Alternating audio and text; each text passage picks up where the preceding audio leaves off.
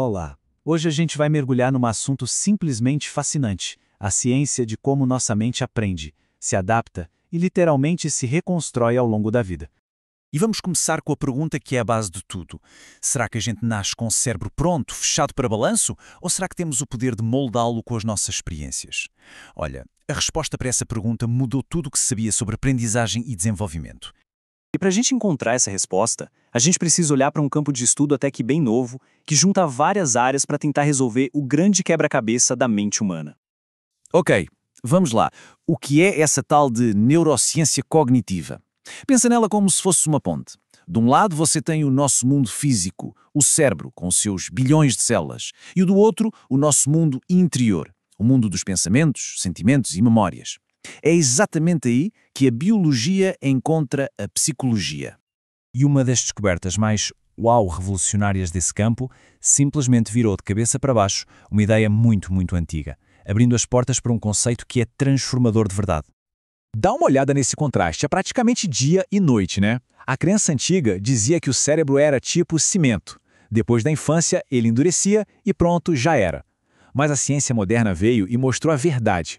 O nosso cérebro é muito mais parecido com argila, sendo constantemente moldado por cada experiência, cada pensamento, cada emoção. E essa capacidade incrível tem nome: plasticidade neural. É a propriedade fundamental do nosso sistema nervoso que permite toda essa mudança.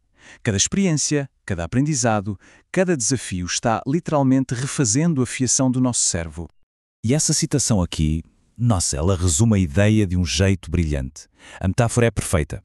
Pensa bem, assim como a gente vai para a academia para fortalecer os músculos, as nossas ações e pensamentos do dia a dia funcionam como um treino para o nosso cérebro, fortalecendo certos circuitos e deixando outros de lado. Tá, legal. Mas a pergunta que fica é: como essa escultura acontece de verdade? Tipo lá no nível microscópico. Como é que uma experiência vira uma mudança física no cérebro? Para entender isso, a gente tem que olhar para os tijolinhos básicos de construção. E tudo começa com ele, o neurônio.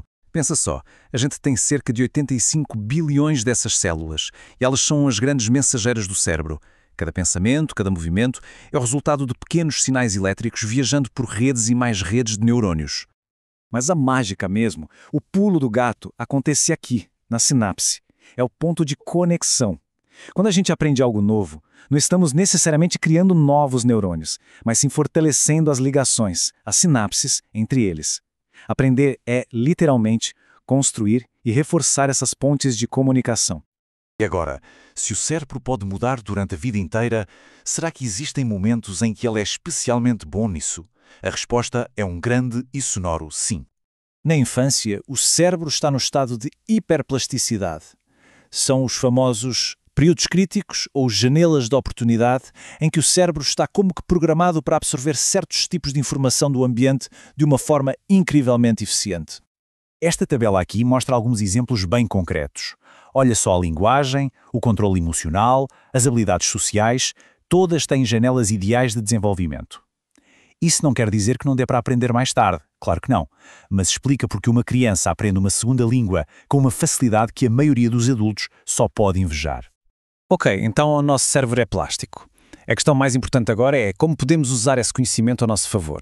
Como podemos aprender a aprender de um jeito que respeita a biologia do nosso cérebro. Essa citação do Elik Mazur, um físico de Harvard, vai direto ao ponto. Se o cérebro muda com a experiência, com a ação, então ficar sentado passivamente, só ouvindo, não pode ser a forma mais eficaz de aprender. O cérebro precisa fazer, precisa colocar a mão na massa. E aqui está o ponto-chave. A ligação é direta. Um cérebro plástico exige uma aprendizagem ativa. Aprender não é algo que acontece para nós, é algo que nós fazemos. É um processo de construção, não de simplesmente receber informação. E como é essa aprendizagem ativa na prática? Bom, aqui estão os princípios fundamentais. O foco sai do professor e vai para o estudante. Em vez de só memorizar fatos, a pessoa aplica o conhecimento para resolver problemas. A aprendizagem se torna social, com colaboração e discussão, e o papel do professor muda para o de um guia ou mentor. Então, vamos agora juntar todas as peças e chegar à conclusão poderosa que toda essa ciência nos revela. A grande ideia é esta: o nosso cérebro não é uma peça de museu, estática. É uma obra em construção contínua.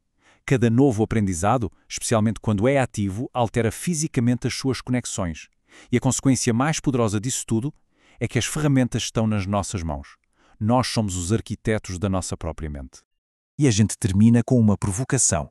Se cada experiência, cada ação, cada momento de aprendizado está moldando a pessoa em que cada um de nós está se tornando, a pergunta que fica no ar é: o que vamos ensinar ao nosso cérebro hoje?